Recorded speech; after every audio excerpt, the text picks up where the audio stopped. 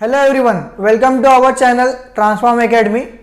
Today we are going to start chapter number 2 from Secretarial Practice, and today we are going to discuss about commercial bank.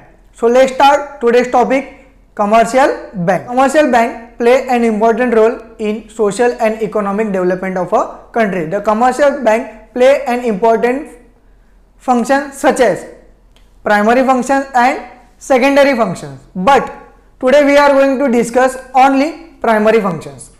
हम लोग आज सिर्फ discuss करेंगे primary functions के बारे में, और जो प्राइमरी और सेकेंडरी फंक्शंस है इसको हम लोग डिटेल में OCM सब्जेक्ट में हम लोग इसको डिस्कस करेंगे चैप्टर नंबर 4 के अंदर. आज हम लोग शॉर्ट में ही कमर्शियल बैंक मतलब क्या होता है उसको डिस्कस कर लेंगे. कमर्शियल बैंक मतलब क्या होता है, कमर्शियल बैंक के प्राइमरी फंक्शंस कौन कौन से. तो कमर्शियल बैंक का प्राइमरी फंक्शन है collecting of deposit and lending of money. Collecting of deposit मतलब क्या होता है, कमर्शियल बैंक जनरल पब्लिक्स के जो सेविंग्स होती है उस सेविंग्स को कलेक्ट करती है, अपने पास डिपॉजिट के थ्रू रखती है, और उसी फंड को जो कॉरपोरेट एंटरप्राइजेज या नॉर्मली बिजनेसमैन को अगर उस फंड की रिक्वायरमेंट होगी तो वो फंड उनको प्रोवाइड करती है, और इस फंड के ऊपर कमर्शियल बैंक कॉरपोरेट एंटरप्राइजेस और जनरल पब्लिक से इंटरेस्ट चार्ज करती है. तो कमर्शियल बैंक कॉरपोरेट एंटरप्राइजेस को शॉर्ट टर्म लोन प्रोवाइड करती है, और इसके ऊपर उन लोगों को fix rate of interest commercial bank को पे करना पड़ता है.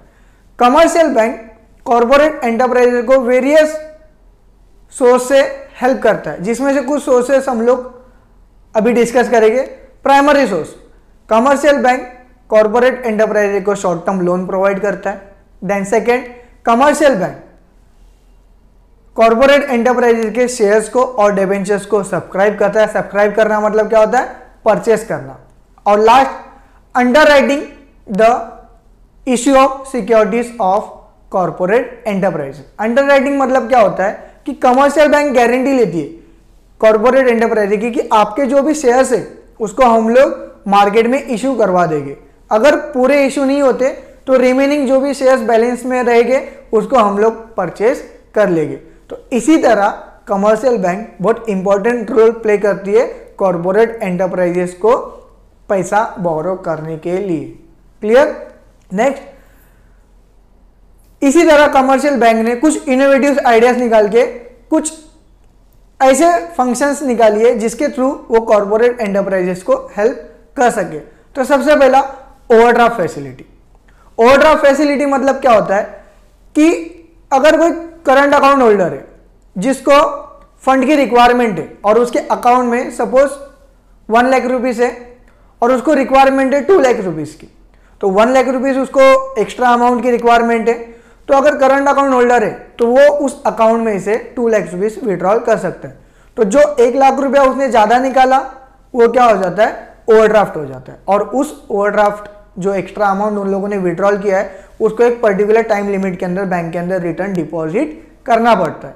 तो ये जो एक्स्ट्रा अमाउंट बैंक ने उनको पे किया है इसको हम लोग ओवरड्राफ्ट बोलेंगे, और इसी ओवरड्राफ्ट अमाउंट के ऊपर कंपनी को, बैंक को इंटरेस्ट पे करना पड़ता है.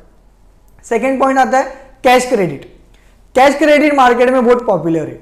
ये सेम ओवरड्राफ्ट फैसिलिटी के जैसा ही होता है, जिसमें बैंक हम लोगों को एक सर्टेन लिमिट प्रोवाइड करती है कि आप लोगों को अगर फंड की रिक्वायरमेंट है तो आप अपने अकाउंट में से इतना पैसा विड्रॉल कर सकते हो, चाहे आपके अकाउंट में बैलेंस हो या ना हो.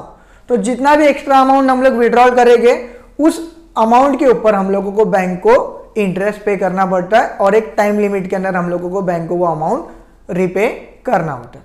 देन थर्ड आता है कैश लोन. कैश लोन आपको पता ही होगा कि अगर मुझे कैश की रिक्वायरमेंट है मैं बैंक के पास जाऊंगा, उनको पता होगा कि मुझे इस काम को पूरा करने के लिए मुझे कुछ पैसे की रिक्वायरमेंट है, तो उसके लिए हम लोगों को हमारे पास का कुछ असेट को गिरवी रखना होगा, और उसके ऊपर वो हम लोगों को या तो कैश में लोन प्रोवाइड करेंगे या फिर हमारे बैंक के अंदर डायरेक्ट क्रेडिट कर देंगे. ये नॉर्मली आप लोगों को पता होगा. And last, discounting bill of exchange. अगर हम लोग मार्केट से कुछ चीज खरीदते तो उसके ऊपर क्या होता है, हम लोगों को कैश पेमेंट करना पड़ता है, बट अगर हम लोगों को बिजनेस को एक्सपांड करना है तो हम लोगों को क्रेडिट फैसिलिटी प्रोवाइड करना पड़ता है। तो क्रेडिट फैसिलिटी प्रोवाइड करने के लिए एक बिल ऑफ एक्सचेंज का कंसेप्ट हम लोग लेकर आए, जिसके थ्रू सेलर और बायर इन लोगों के बीच में एक एग्रीमेंट बनता है, मतलब एक बिल बनता है। उस बिल के अंदर लिखा रहता है कि बायर एक पर्टिकुलर डेट के बाद मुझे मेरा पैसा दे देगा। लेकिन क्या होता है, ये bill of exchange maximum 90 days के लिए बनता है। तो 90 डेज का अगर बिल ऑफ एक्सचेंज बना तो 90 डेज के पहले अगर सेलर को पैसे की रिक्वायरमेंट होती है तो बायर के पास नहीं जा सकता है कि तुमने मेरे से कुछ चीज़ें क्रेडिट के बेसिस पे लिया था, अब मुझे मेरा पैसे की रिक्वायरमेंट है, मुझे मेरा पैसा दे दो। तो बायर बोलेगा देखो मैंने पहले एग्रीमेंट बनाया, 90 डेज से पहले मैं आपको पैसा प्रोवाइड नहीं कर सकता। तो ऐसे सिचुएशन में सेलर क्या करता है, वो बिल लेकर बैंक के पास जाता है। बैंक के पास जाके वो बिल को क्या करता है, सेल करता है और बैंक उसको उसका पैसा रिटर्न देती है।